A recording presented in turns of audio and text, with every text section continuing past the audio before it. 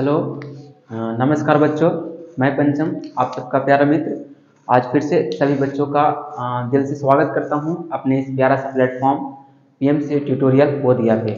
जी हाँ, सभी बच्चों का स्वागत है, दिल से स्वागत है। चाहे वो मेरे कोचिंग इंस्टीट्यूट के बच्चे हो या फिर किसी भी संस्थान के बच्चे हो, सभी बच्चों का दिल से स्वागत करता हूँ अपने इस प्यारा सा प्लेटफॉर्म जिसका नाम है पीएमसी ट्यूटोरियल बोधिया। ये मैं बता दूं, ये एक ऐसा प्लेटफॉर्म है जहाँ पे हिंदी और अंग्रेजी दोनों माध्यमों में सभी बच्चों के लिए शिक्षा प्रदान की जाती है, ऑफलाइन और ऑनलाइन दोनों तरह से। चाहे वो क्लास 9th के लिए हो, क्लास 10th के लिए हो, 11th के लिए हो या फिर क्लास 12th के लिए हो, सभी बच्चों के लिए दोनों माध्यमों में शिक्षा प्रदान की जाती है। तो आप भी अगर हमारे संस्थान से जुड़ना चाहते हैं, हमारे पढ़ाई का लाभ लेना चाहते हैं, तो बिल्कुल सभी बच्चों का स्वागत है अपने इस प्यारा सा प्लेटफॉर्म में। तो आज की क्लास की ओर चलता हूँ। मैं बता दूँ कि ज़्यादा समय को नहीं बिताना चाहूँगा। हम लोग जो पढ़ रहे थे वो क्लास 10th फिजिक्स का प्रथम चैप्टर पढ़ रहे थे जिसका नाम था प्रकाश का प्रवर्तन। उसी में मैंने कुछ टॉपिक्स को देखा था, हम लोगों ने देखा था, और उसके आगे हम लोग देखेंगे जहाँ से क्लासेस पिछले सेशन में स्टॉप हुए थे, समाप्त हुए थे। उसके आगे के सेशन वाले जो क्लास हैं वहाँ से हम लोग आज की ओर देखते हैं। तो बने रहे हमारे वीडियो के साथ, स्किप ना करें, शुरू से लास्ट तक बने रहें। और अगर किसी भी बच्चे को इस वीडियो से लाभ मिल रहा होगा, पढ़ाई में मदद मिल रहा होगा, इस वीडियो से ज़्यादा शेयर करें, लाइक करें, सब्सक्राइब करें और कमेंट करना ना भूलें। तो चलिए आज के सेशन की ओर चलते हैं, बने रहें हमारे साथ।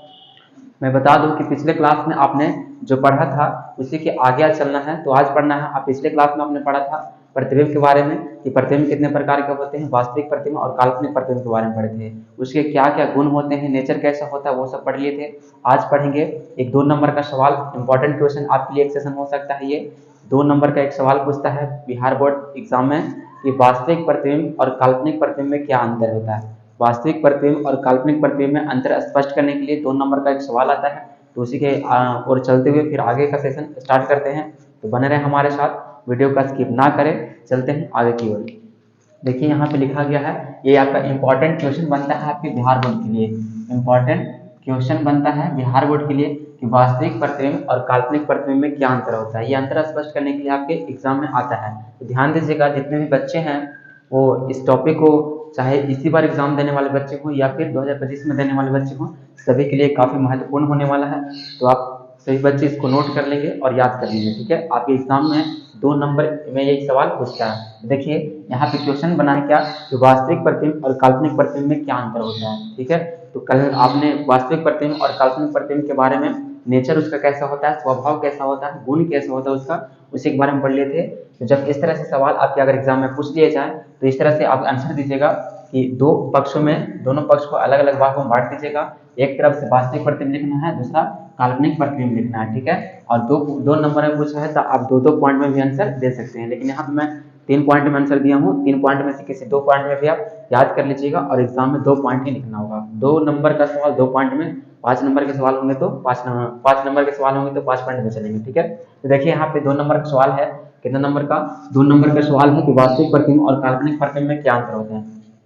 तो इस तरह से आप डिवाइड करके बनाइएगा तो ताकि कॉपी में देखने में अच्छा लगे, सुंदर लगे, और टीचर जो कॉपी चेक करने वाले होंगे वो फुल मार्क्स देते हैं, ठीक है। तो देखिए पहला पॉइंट मैंने लिखा क्या कि वास्तविक प्रतिबिंब वास्तविक कटान बिंदु से बनता है। वास्तविक प्रतिबिंब जो होता है वास्तविक कटान बिंदु से बनता है। आपने कल जाना था कि वास्तविक प्रतिबिंब होता क्या है, तो बताए थे कि किसी बिंदु या बिंदु स्रोत से आने वाली प्रकाश की किरणें दर्पण से परिवर्तन के बाद जिस बिंदु पर मिलती है उस बिंदु स्रोत का प्रतिबिंब कहते हैं, यानी वास्तविक प्रतिबिंब कहते हैं, बताए थे।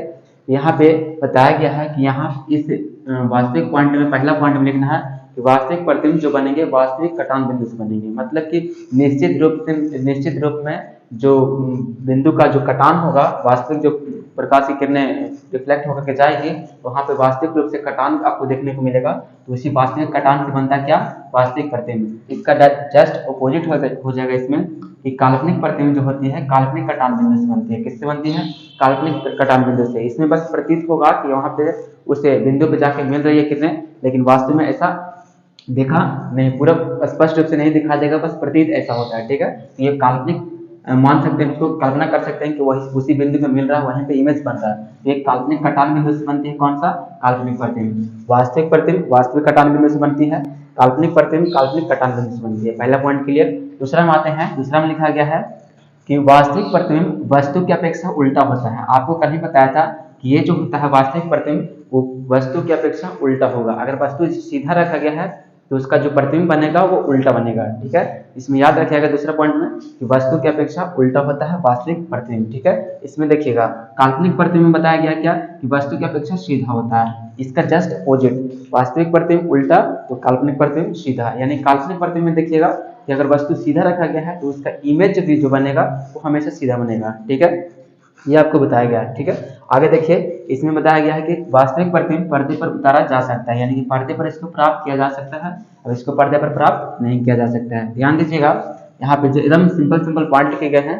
तीसरा पॉइंट लिखा गया क्या, कल इसका गुण में भी बताए थे कि वास्तविक प्रतिबिंब को पर्दे पर प्राप्त किया जा सकता है और काल्पनिक प्रतिबिंब को पर्दे पर प्राप्त नहीं किया जा सकता है। तो वही पॉइंट इसमें लिखा गया है कि वास्तविक प्रतिबिंब को पर्दे पर प्राप्त कर सकते हैं और काल्पनिक प्रतिबिंब को पर्दे पर प्राप्त नहीं किया जा सकता है। ठीक है, तो तीनों प्रतिबिंब का वास्तविक प्रतिबिंब और काल्पनिक प्रतिबिंब का तीनों पॉइंट आप याद रखिएगा। इसमें से किसी दो पॉइंट को लिखना होगा आपको एग्जाम में। ये 2 नंबर के सवाल पूछते हैं। ठीक है, फिर से रिविजन करवा दूं।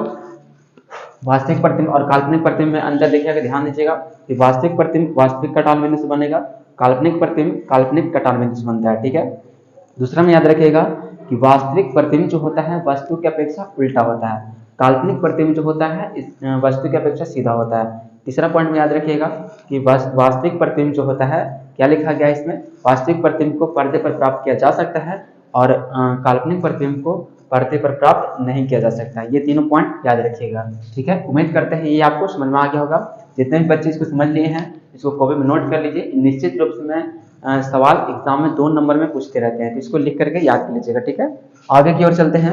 आगे एक टॉपिक पढ़ना है दर्पण के बारे में। ठीक है, अब यहीं से आप लोग चलेंगे कि समतल दर्पण क्या होता है, गोलीय दर्पण क्या होता है। गोलीय दर्पण को भी 2 भागों में बांटा गया है, अवतल दर्पण उत्तल दर्पण, उसी से कैसे कैसे इमेज बनता है। ठीक है, कहाँ पे अवतल दर्पण का यूज करते हैं, कहाँ पे उत्तल दर्पण का यूज करते हैं, उससे कैसे इमेज बनते हैं। ठीक है, वो सब आगे चलेंगे। पहले समझ लेते हैं कि दर्पण क्या होते हैं, इसी से आगे उसके में डिवाइड किया जाएगा कि दर्पण 2 तरह के होते हैं, गोलीय दर्पण और समतल दर्पण। देखिएगा दर्पण क्या होता है, इसका सुंदर से परिभाषा लिखा गया है कि वह नियमित सतह यानी कि वह प्लेन सरफेस जो प्रकाश को किरणों को एक निश्चित नियमानुसार उसी माध्यम में क्या करती है, परिवर्तित कर देती है। ध्यान दीजिएगा, यहाँ पे लिखा गया है कि दर्पण क्या होते हैं।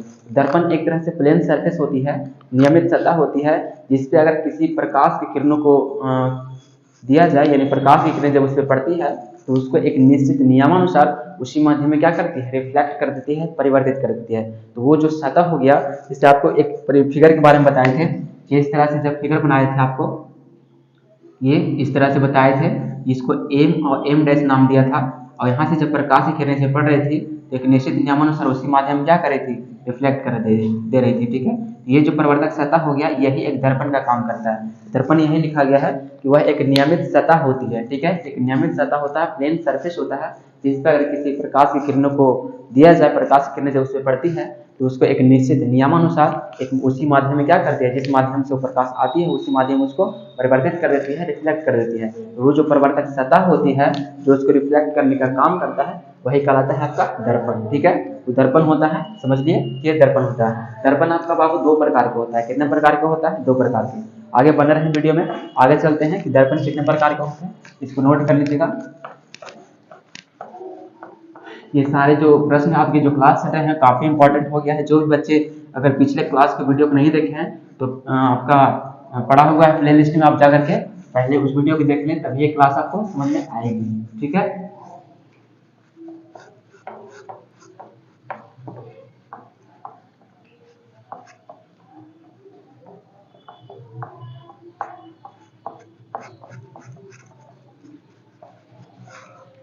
देखिएगा यहाँ पे आपने देखा क्या कि दर्पण, दर्पण के बारे में देख लिए। और दर्पण भी 2 प्रकार के होते हैं। कितने प्रकार के होते हैं, दर्पण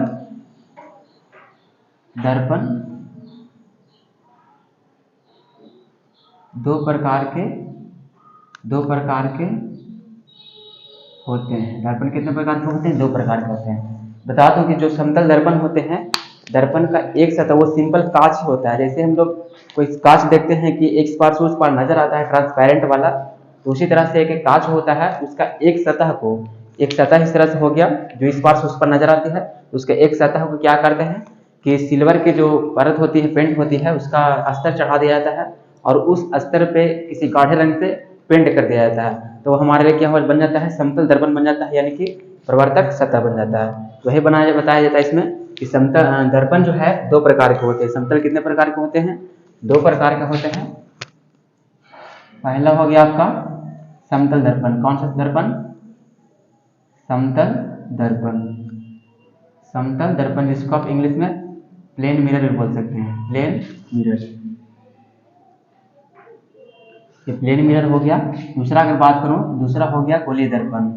समतल दर्पण और गोलीय दर्पण, इसको आप इंग्लिश में स्फेरिकल मिरर बोल सकते हो। क्या बोल सकते हो, स्फेरिकल मिरर,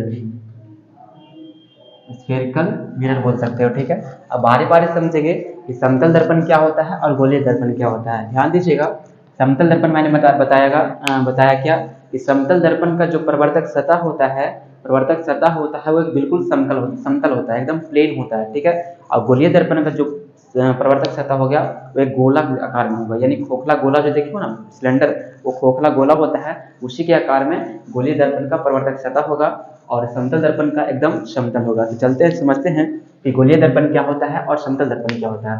पहला समझ लो क्या कि समतल दर्पण। कौन सा दर्पण, समतल दर्पण।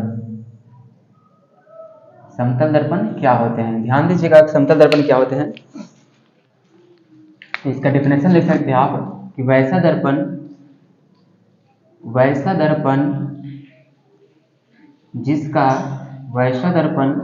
जिसका परावर्तक सतह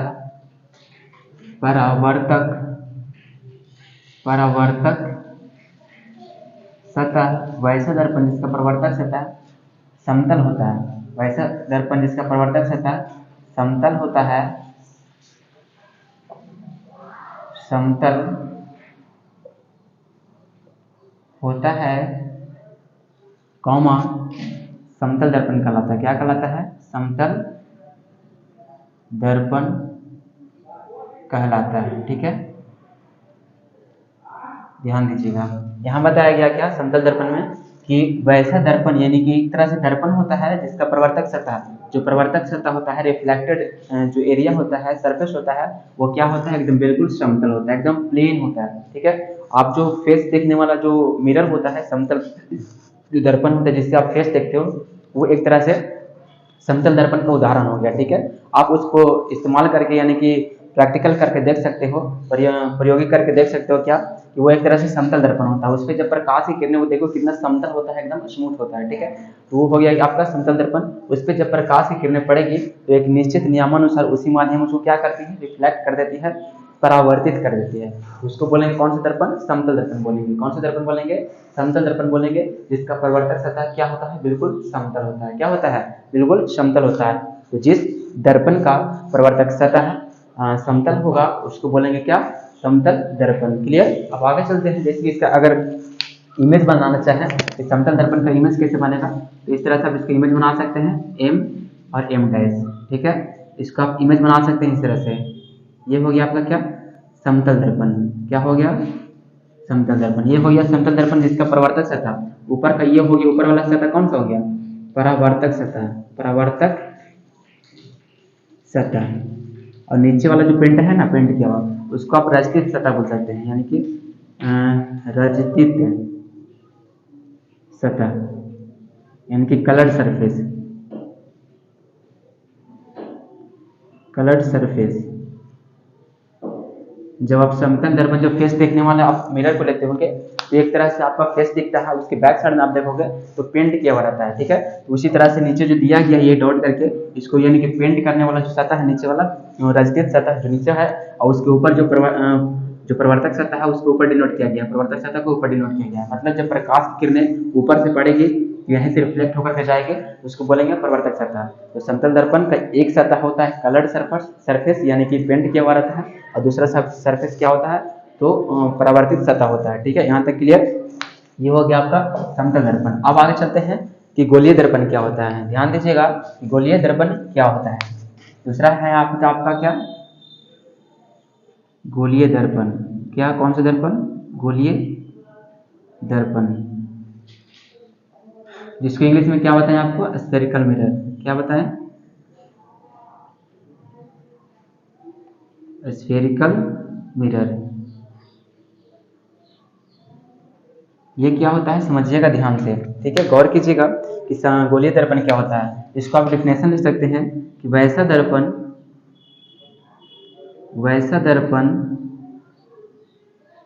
जिसका वैसा दर्पण जिसका परावर्तक सतह वैसा दर्पण जिसका प्रवर्तक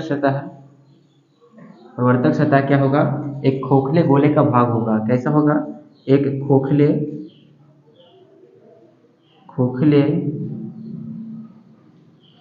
गोले का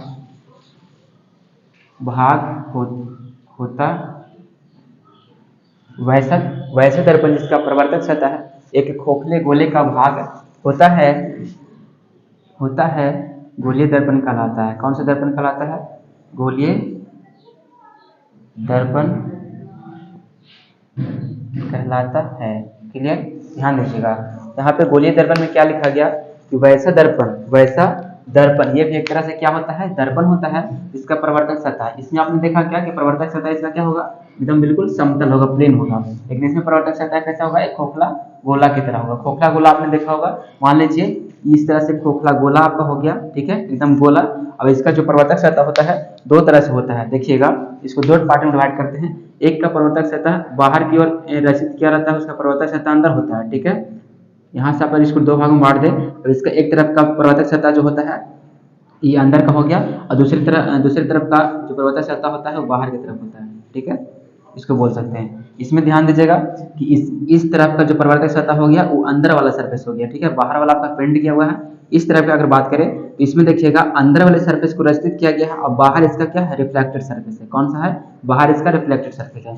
ये एक तरह से खोखला गोला का हिस्सा हो गया, और उसका एक एक दोनों तरह सरफेस को क्या किए, पेंट कर दिए। और पेंट करने के बाद एक तरह का जो सतह बचा वो आपका प्रवर्तक सतह का काम करता है। अब इसी को जब बांट देंगे दो भागों में डिवाइड करेंगे, वो होगा एक तरह से अवतल दर्पण यानी जिसको कॉनकेव मिरर बोलते हैं, और दूसरा हो जाएगा उत्तल दर्पण जिसको आप क्या बोलते हैं, कॉन्वेक्स मिरर बोलते हैं। क्लियर, आगे चलते हैं। तो इसी गोलीय दर्पण को दो भागों में बांटा गया। आपने देखा क्या दर्पण के बारे में, दर्पण को भी दो भागों में बांटा गया। कौन कौन सा, समतल दर्पण और दूसरा गोलीय दर्पण। समतल दर्पण को अगर इंग्लिश में बात करें तो प्लेन मिरर, गोलीय दर्पण को इंग्लिश में बात करें तो स्फेरिकल मिरर, ठीक है।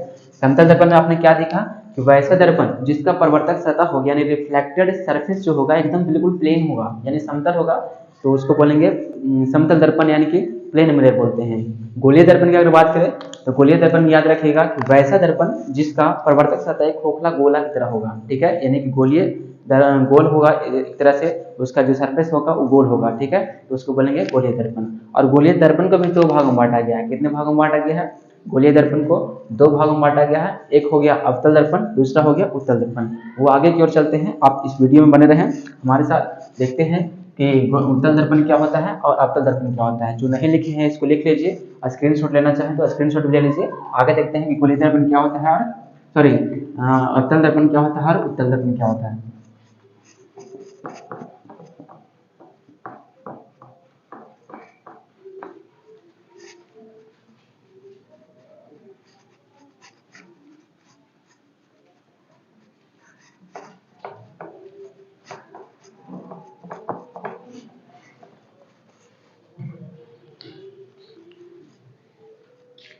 ध्यान दीजिएगा, यहाँ पे गोलीय दर्पण के बारे में पढ़ रहे थे। किसके बारे में पढ़ रहे थे, गोलीय दर्पण, ठीक है ना। गोलीय दर्पण को कितने भाग में बांटा गया आपको बताएं क्या, दो भागों में। गोलीय दर्पण को दो भागों में। पहला हो गया क्या, अवतल दर्पण। कौन सा दर्पण, अवतल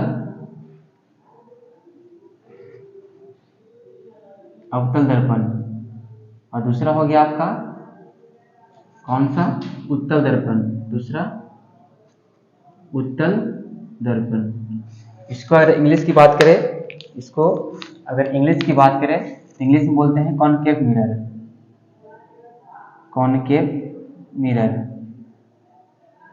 इसको अगर इंग्लिश की बात करें इसको बोलते हैं कॉन्वेक्स मिरर।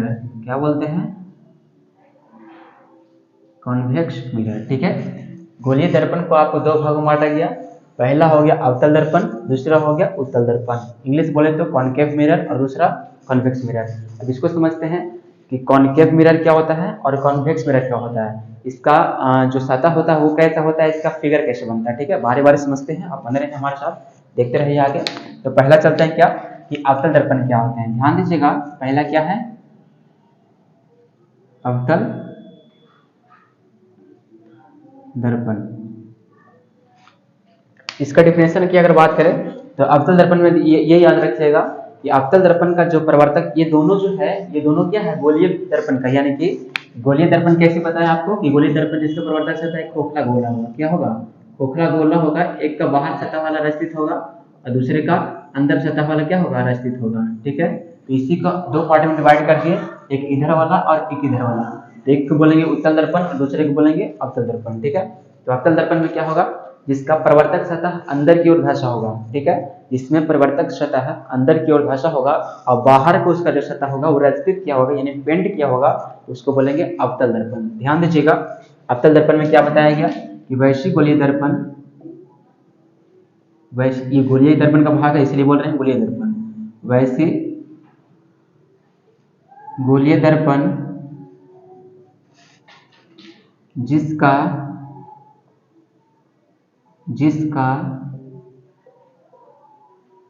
परावर्तक सतह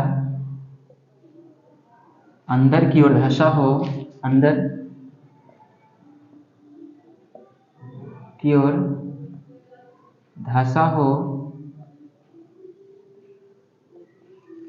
कॉमा अवतल दर्पण कहलाता है। कौन सा दर्पण कहलाता है, अवतल दर्पण कहलाता है। क्लियर। देखिए अवतल दर्पण में आपको क्या लिखा गया, ये चूंकि आपका गोलीय दर्पण का हिस्सा था इसीलिए डिफिनेशन में मैंने लिखा क्या कि वैश्विक गोलीय दर्पण ये एक प्रकार का कैसा है गोलीय दर्पण है जिसका प्रवर्तक सतह है, क्या प्रवर्तक सतह होगा अंदर की ओर, क्या होगा अंदर की ओर धंसा होगा, तो इसको बोलेंगे कौन सा दर्पण, अवतल दर्पण। इसका अगर फिगर की बात करें तो फिगर देखिएगा इस तरह से अगर हम बात करें इसको बनाने का, ठीक है। ये हो गया आपका अवतल दर्पण। इसका बाहर का जो सतह होगा ना, बाहर का वो होगा आपका कलर वाला यानी कि रचित होगा, और इसका अंदर का जो सतह होगा यानी कि ये वाला, यहाँ से लाइन खींचिए, अंदर का जो सतह ये हो गया वो हो गया क्या प्रवर्तक सतह। यहाँ से अगर प्रकाश की किरणें से पड़ती है तो पढ़ने के बाद ये क्या करता है इधर से रिफ्लेक्ट कर देता है, इतने ही प्रकाश की किरण जाएगी इधर से रिफ्लेक्ट कर देगी, तो अंदर इसका क्या हो गया अंदर की ओर इसका प्रवर्तक सतह होगा, यानी कि इसका बाहर की ओर कौन सा सतह हो गया प्लेन यानी कि कलर्ड सरफेस, कौन सा कलर्ड सरफेस, यानी कि कौन सा रजतित सतह जो अवतल दर्पण होगा, अवतल दर्पण का रजतित सतह यानी पेंट किया हुआ भाग ऊपर बाहर की ओर होता है। अब इसका अंदर वाला जो सरफेस होता है अंदर वाला वो क्या होता है रिफ्लेक्टेड सरफेस होता है, रिफ्लेक्टेड एरिया होता है यानी कि परावर्तक सतह होता है, ठीक है। इसी से अंदर वाले भाग से क्या होता है प्रकाश की किरणें परिवर्तित होकर के जिस डायरेक्शन में जाएगा वहां से निकल करके आती है। इसका अंदर का सतह क्या होगा परावर्तक सतह होगा, क्या होगा परावर्तक सतह होगा, ठीक है। तो यहाँ से बताइएगा कि अवतल दर्पण का प्रवर्तक सतह बाहर होगा कि अंदर, अंदर, ठीक है। ध्यान दीजिएगा अवतल दर्पण का प्रवर्तक सतह अंदर होगा और बाहर का जो सतह हो गया बाहर का इसका सतह वो पेंट किया हुआ रहता है, इस पे प्रकाश की किरण इधर से पड़ेगी और इधर से रिफ्लेक्ट होकर के जाएगी, ठीक है। इसका प्रवर्तक सतह क्या हो गया अंदर की ओर, इसका बाहर का सतह क्या होगा पेंट किया हुआ रहता है, तो जिसको रजतित सतह बोल सकते हैं। तो इस तरह से आप बना सकते हैं इसका फिगर क्या इसका अवतल दर्पण का, किस दर्पण का अवतल दर्पण का फिगर इस तरह से बना सकते हैं जिसका प्रवर्तक सतह अंदर की ओर होगा, ठीक है। अंदर की ओर जिसका प्रवर्तक सतह होगा उसको आप अवतल दर्पण बोल सकते हैं, समझ गए। अब आगे चलते हैं कि उत्तल दर्पण क्या होता है, इसको आप बना लीजिए स्क्रीनशॉट ले लीजिए उतार लीजिए। अब आगे की ओर चलते हैं कि उत्तल दर्पण क्या होता है, यहाँ तक इरेज कर दो, जो स्क्रीनशॉट लेना चाहता है स्क्रीनशॉट ले लीजिए, नहीं तो फिर बना करके उतार लेते हैं कभी में नोट कर सकते हैं। अब आगे की चलते हैं कि उत्तल दर्पण क्या होता है, ठीक है, बने रहिए इसी का। और जितने भी आपको पॉइंट बताए जा रहे हैं एकदम क्लियर से समझिएगा और समझने के बाद इसको आप कॉपी में नोट कर लीजिए, आपके एग्जाम के लिए काफी महत्वपूर्ण होने वाले हैं, ठीक है। 10th क्लास के एग्जाम के लिए काफी महत्वपूर्ण होने वाले हैं। अवतल दर्पण के बारे में समझ लिए, अब चलते हैं किसके बारे में उत्तल दर्पण। कौन सा दर्पण उत्तल दर्पण, इसको इंग्लिश में क्या बोलते हैं? Concave mirror, sorry convex mirror, convex mirror. ठीक है ना। इसका क्या होता है पहले समझते हैं परिभाषा, उसके बाद आगे चलते हैं। इसका देखिए उत्तल दर्पण को हो गया, इसी ये भी एक प्रकार का गोलीय दर्पण का हिस्सा है, इसको लिखेंगे उसी तरह से वैश्विक गोलीय दर्पण, वैश्विक गोलीय दर्पण, वैश्विक गोलीय दर्पण जिसका, वैश्विक गोलीय दर्पण जिसका क्या, जिसका परावर्तक सतह, वैश्विक गोलीय दर्पण जिसका परावर्तक सतह बाहर की ओर उभरा होता है। क्या? बाहर की ओर, बाहर की ओर उभरा होता है, उभरा होता है। कौन सा दर्पण कहलाता है? उत्तल दर्पण कहलाता है, उत्तल दर्पण कहलाता है। ठीक है, समझिएगा। उत्तल दर्पण का परिभाषा क्या लिखा गया कि वैश्विक गोलीय दर्पण, क्या? वैश्विक गोलीय दर्पण, गोलीय दर्पण इसलिए कहा गया कि ये भी एक तरह से गोलीय दर्पण का हिस्सा है। ठीक है, वैश्विक गोलीय दर्पण जिसका परावर्तक सतह है, क्या? जिसका परावर्तक सतह बाहर की ओर उभरा होगा। ठीक है, ध्यान दीजिएगा, उसमें था अवतल दर्पण में क्या देखा आपने कि उसका परावर्तक सतह अंदर की ओर धंसा हुआ था। ठीक है, अब इसका जो परावर्तक सतह है वो बाहर की ओर उभरा हुआ है। क्या है? बाहर की ओर उभरा होगा परावर्तक सतह, और अंदर की ओर जो पेंट सतह होगा वो पेंट क्या होगा, यानी कि रचित सतह अंदर की ओर इसका होगा। तो ऐसे दर्पण को उत्तल दर्पण बोलेंगे। इसका फिगर अगर फिगर की बात करें तो फिगर इसको इस तरह से बात करते हैं, बना सकते हैं। कौन सा? इस तरह से। ध्यान दीजिएगा, इसको फिगर इस तरह से बना सकते हैं। और इसका जो ध्यान दीजिएगा कि इसका प्रवर्तक सतह जो होगा बाहर की ओर, और अंदर का सतह जो होगा अंदर वाला वो क्या होगा? रचित किया होगा, यानी कि पेंट किया हुआ इसका अंदर की तरफ था। और यहाँ पे आप देख सकते हैं ये हो गया आपका कौन सा दर्पण? उत्तल दर्पण। कौन सा दर्पण? उत्तल दर्पण। इसका बाहर का जो सतह हो गया, ध्यान दीजिएगा, बाहर का वो हो गया प्रवर्तक सतह। यहीं से प्रकाश की किरणें इसमें पड़ेगी और रिफ्लेक्ट होकर के इधर जाएगी। ठीक है, कहीं इधर जाएगी फिर इधर जाएगी। तो बाहर की सतह पे क्या होगा? इसका प्रवर्तक सतह होगा, बाहर पे प्रकाश की किरणें से प्रवर्तित होगी, और अंदर का सतह क्या होगा? रचित किया जाएगा। ठीक है, तो ये अंदर का सतह कैसा हो गया? अंदर का सतह रचित किया हुआ, रचित सतह यानी कि पेंट किया हुआ सरफेस हो गया। और बाहर वाला जो सतह हो गया वो कौन सा हो गया? परावर्तक सतह। क्या हो गया? परावर्तक सतह हो गया। क्या हो गया? परावर्तक सतह।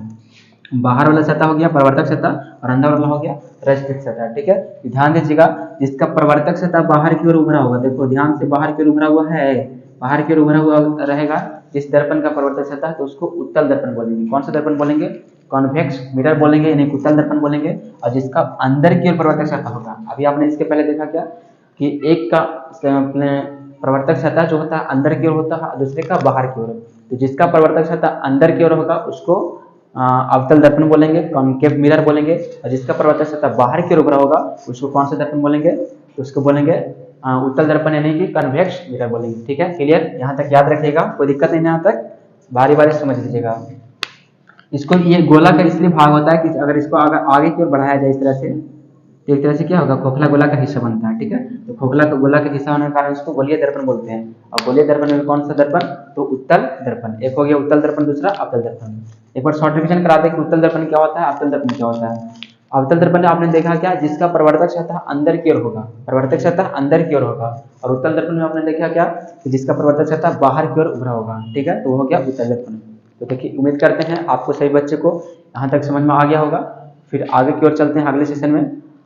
आज के लिए इतना ही, थोड़ा सा आज शॉर्ट वीडियो बनने वाला है होगा ये, और बाकी जो आगे का सेशन देखेंगे वो काफ़ी महत्वपूर्ण होने वाला है। आगे देखेंगे समतल दर्पण में कैसा इमेज बनता है, फिर उसमें एक फॉर्मूला होता है कि R = 2F, उसको सिद्ध करेंगे।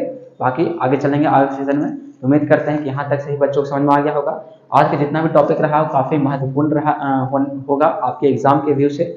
जो भी बच्चे इस बार भी एग्जाम देने वाले हैं 2024 में, उसके लिए भी महत्वपूर्ण होने वाला होगा, और आगे जो 2025 के लिए तैयारी कर रहे हैं उसके लिए भी होगा। और अभी आप भी अगर हमारे पढ़ाई का लाभ लेना चाहते हैं, संस्थान से जुड़ना चाहते हैं, तो इस वीडियो के नीचे में डिस्क्रिप्शन में आपका नंबर दिया जाएगा, आप उससे कॉन्टैक्ट कर सकते हैं। बाकी जो दिक्कत होगा कमेंट करके पूछ सकते हैं। ठीक है, और इस वीडियो से अगर किसी बच्चों को हेल्प हो रहा होगा, इस वीडियो को ज़्यादा से ज़्यादा शेयर कर सकते हैं, लाइक कर सकते हैं, कमेंट कर सकते हैं। और सब्सक्राइब करना ना भूलेंगे। ठीक है, तो आज के लिए इतना ही, फिर मिलते हैं अगले वीडियो में नेक्स्ट क्लास में। और नेक्स्ट क्लास जो होगा काफ़ी महत्वपूर्ण होने वाला है। ठीक है, तो बने रहें हमारे साथ, वीडियो को रेगुलर देखते रहें, रेगुलर वीडियो जाते रहेंगे। ठीक है, आज के लिए इतना ही, जय हिंद।